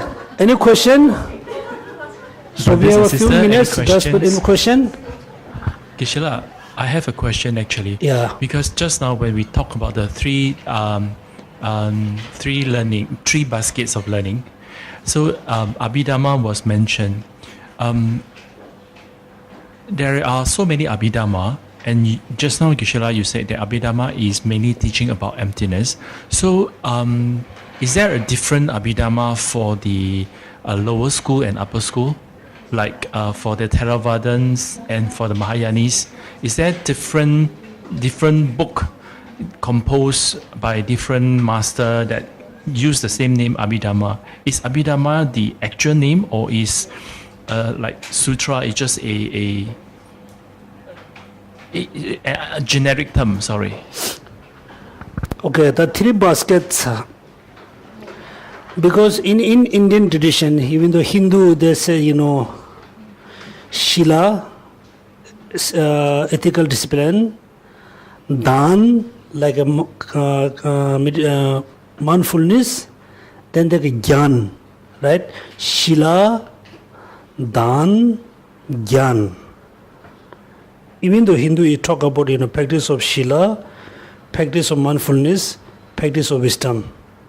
And also when Buddha gave a teaching, he gave teaching based on the three. Shila, like concentration and wisdom. So yes, the three basket, the name, when you say basket, is English word. The basket is translated from Tibetan. But we Tibetans also, they, like, they is a no, it can be container, can be basket. With Tibetans, sultim duwe de no, dode de no, there's a no, right? Ngombe de no, there's a word you can have not. Not mean container or something. But when translated, they say use the basket, basketball. Yeah, it's a very Indian traditions. And Abhidharma, in Tibetan language, we have two types of, two different, Abhidharma texts. The name is same, and the main content is emptiness, selflessness. Main content, I'm saying main content is emptiness. When you read the two different texts, some different, some disagreement here and there. Mainly the name is same, the main content is same, but not exactly same 100%. And also, of course, in Theravada tradition, in Thailand, there's a 3 baskets. They always talk about 3 baskets. So look at also, we everybody, very concerned about our, healthy life, healthy body. Why we don't have a healthy body? Yes, sometimes we get sickness like what do you call the virus. If Singapore has a virus, I cannot sit up the virus, you cover your mouth. We cannot sit up the virus. We have to clear the virus. In generally, you get sickness because you are not disciplined person. We are not disciplined person. When we see the the good food, we cannot control our desire. We eat too much, right? So we are not disciplined. So discipline, the ethic is very important to be very important only this life. If you want to wish to have a healthy body, the discipline. Then concentration. That means whatever you do, you just concentrate. If you concentrate, your all energy bring together, you can have a better, consequence. That's why when you read a Lamrim, okay, now it's a very modern time. Your mobile is here. You are doing Lamrim, right? You lost your concentration. Lamrim, text message. Then how you can stop? Discipline, concentration. If you fully concentrate, actually you cannot hear the sounds. You are in half concentration. Also you are expecting somebody texting, somebody WeChat. Now there's a lot of distraction.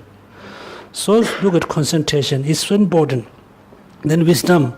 Wisdom can be gross, subtle, very subtle. Gross level, I said, before you wish to eat something, you just check, should I eat or not? Should I eat more or less? Also is wisdom. Yes, Sonam, there's a different, we have 2 types of Abhidharma, upper school and lower school. The main content is same, not 100% same. Some, disagreement here and there is written by, like Indian masters. Also, all Buddha teaching also must include into 3 baskets. Basket of Vinaya, basket of, Sutra, basket of Abhidharma. That means whatever Buddha taught mainly about 3 practices. Practice of, discipline, practice of mindfulness, practice of wisdom. All Buddha teaching include into 3 baskets. But there's a, bit debate. What about the Vajrayana teaching? Vajrayana teaching is a Sutra basket, Vinaya basket, Abhidharma basket. The answer was, said, generally we cannot say the Vajrayana teaching is, Sutra basket, but you can still divide some part of Vajrayana teaching in the Sutra basket. Some kind of teaching is Vinaya. We can still divide into 3 baskets. Generally, we cannot say this is, for example, human, right? We have 2 types of human being, male and female. Some are exception, right? If somebody says, what about human being? The human being can be male and can be female. Same, the Vajrayana teaching can be Sutrayana basket, Vinaya basket, Abhidharma basket. It can be, we cannot say directly this include into this. Yeah. Any more question? The altar, is it Vashubandhu or many? So we have a written by Vashubandhu, so this you can Google, very easy way. Google. First you Google. If you don't trust, let me know. We can say, yeah. Okay. Okay. Now okay. Geshe-la, I think during some teachings, you mentioned about there's a difference between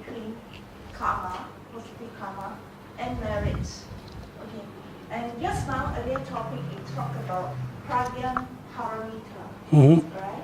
So, if we practice based on pragyan paramita, we can, at the end of the day, we can achieve the two kayas, rupa kaya or dhamma kaya. By getting this result, can we say is relates to merit rather than good karma? Yes, I don't think end of the day you can achieve. Yeah, end of the day, right? End of the life. You are right, because first of all, we achievement, when we say achieve Buddhahood, we always focus two things. One, the Rupakaya, you can have a pure body. At the same time, you must have a pure mind. Pure mind. This is Dharmakaya. The true Kaya, you can achieve only when you are able to practice the two types of collections. Two types of collection or two types of merit.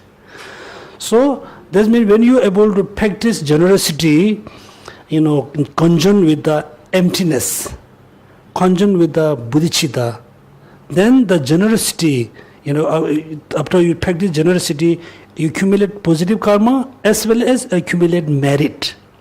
The positive karma is a positive as well as it is merit. Merit. When you practice generosity, generosity without conjunct with the bodhicitta or emptiness, and you simply accumulate positive karma, not the merit.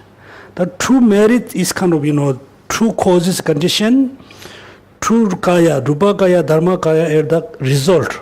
Rupa kaya linked with the, methods of merit. Dharma kaya is linked with the wisdom of merit. Merit. That's why you should not have a misunderstanding between, positive karma and merit. Also virtues and merit. All merits are virtues, positive karma. All positive karma, all virtues, not necessarily merit. That's why I think just, 103, few pages before, you can, read again. They explain the, two types of karma and kayas. Any question? Last question. Okay. It says that you can take many lifetimes to achieve this, right? Mm-hmm. And we wish for a good rebirth as a human. But it doesn't guarantee that when you come back in the next lifetime, you will embrace the Dharma. You could be a Catholic and a Muslim. So what happens then? Okay. If you really, serious practitioner, you can continuously reborn, you can continue reborn as a Buddhist. I'm not saying it's blessed by Buddha. It's blessed by Buddha, blessed by Guru. Look at, there's two doors, right? We have a big door, one side door. When you live, it depends on you which door you want to live through, which door through you want to live. Next side door or main door, it depends on you. Depend on you. Next life, if you very serious practitioner, next life in your hand. You can control your next life. You can go in the higher realms, you go in the lower realms. It's in your hand. You can control. You can control. That's why you can control. If you're not able to try to control now, it's so difficult to control moment of the death. It's so difficult because moment of the death, everybody has a lot of confusion. Once, if you are, lucky person, good enough, if you have a good enough lucky, moment of the death, still you can remember your family, brother, sister, or your belongings. If you are not, just before you really, death, maybe 10, 20 minutes, your all mind is totally shut down, right? You cannot function. Even when your mind is function, you remember your families, brother, wife, husband, children, money. Your mind is so attached. Also, yourself 100% you're going to die, right? Your body become very weak. Even though doctors say, oh, she's fine, he is fine. We know I'm not fine. Right? 100% we know I'm going to die. Also, I know I have all the blankings. Then you have a lot of confusion. It looks like you in the middle of the bridge. If you go there's a really hard, deep edge. If you go back, there's a big snake. You're in the middle. Of course, you feel so scary. Go forward, you're going to fall down. Go behind, the snake, bites you. This kind of confusion you have. When you have this kind of confusion, you cannot remember practice Dharma. It's not simple scary. It's really scary. That's why we have to train our mind today. Since today, slowly, I'm going to die. All my belonging I cannot bring with me. If you turn, then moment of the death you very confident. I cannot carry my belongings. Why I am attached with my mind with the belonging? That's why the story I told you, right, in Tibet, there were two persons. One is totally butcher, right, killing animal. We call butcher. Yes. Slaughter lot of every day in Tibet, in Ladakh. We not everybody kill animal. We have a particular just one people or one person or two people in the village. They always ask them killed. So he always every day he killed like yak and sheep and goats. Then one day he prepared to kill in a sheep tied there. He went for tree. When he came back, his knife was missing. He would look around, he could not find. Then he got so angry, he just, kicked to the sheep. The sheep, get up. Actually, sheep had the knife under him. He, make little like hollow, put the knife, he just sleep on the knife. Look at, the sheep know that he going to kill me. Then he thought, wow, even though the sheep is so scared about death, I'm human, but I'm killing this is not good job. He got so strong regret about killing. He just leave, all the things. He just commit suicide. In the Tibet, very easy one, jumping from the mountain. We don't have a high building. We didn't have a high building to jump. Just go. Look at, he jumped. In the middle, he flew away. Because he got so strong regret about his action. Due to the regret is a positive. Moment of his death, he got strong positive mind. He can fly away. He didn't die. Then there's another monk who stayed whole life in the mountain at the retreat. He thought, he whole life killing all this animal. Why not? Definitely I will go. I also fly away. He also jumped.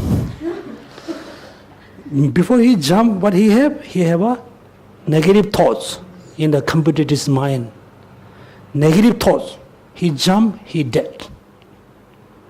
He's telling us, you can control your life. You can go in the up and down. It's in your hands. Then, if you really serious practitioner, next life, you can be Buddhist. You continue to can be Buddhist. But when you look at it, we usually pray, right? Or wish to be reborn in the, where's the Buddha Dharma? We should say, wish to reborn, where's the Buddha Dharma, which has a, perfect environment. Even though there's a Buddha teaching, the environment is not stable for you, cannot practice teaching. So I'm mainly telling you, you can control your life. You can control. Controlling life is not difficult if you practice, start to practice now. Mainly you have to control your negative thoughts.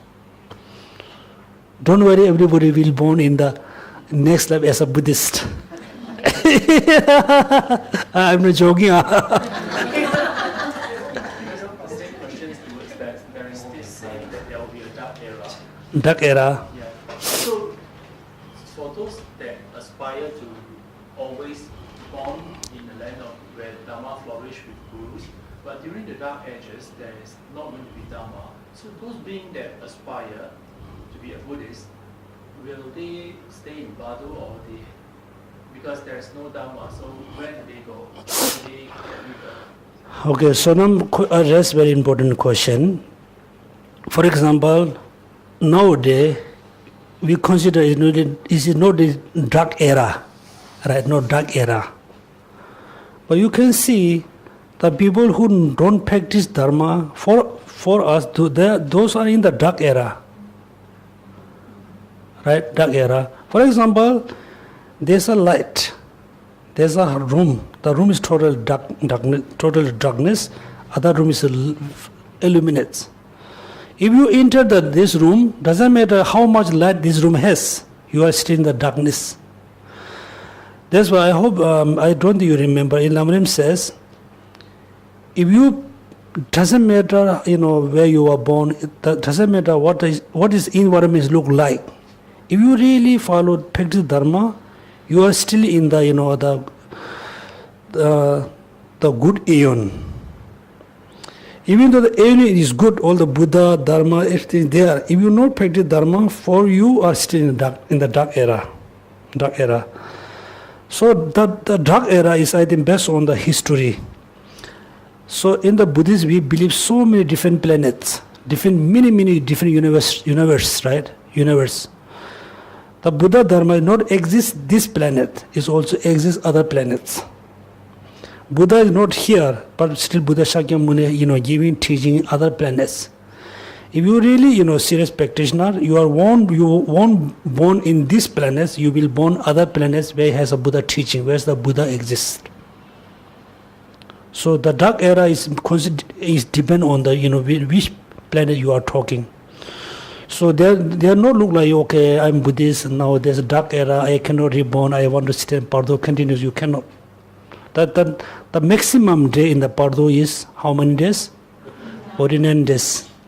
We have been saying this, but there's no, we cannot approve, right? We cannot approve. We cannot prove. The person stay 49 days. After 49 days, the person must definitely take a rebirth. We cannot prove.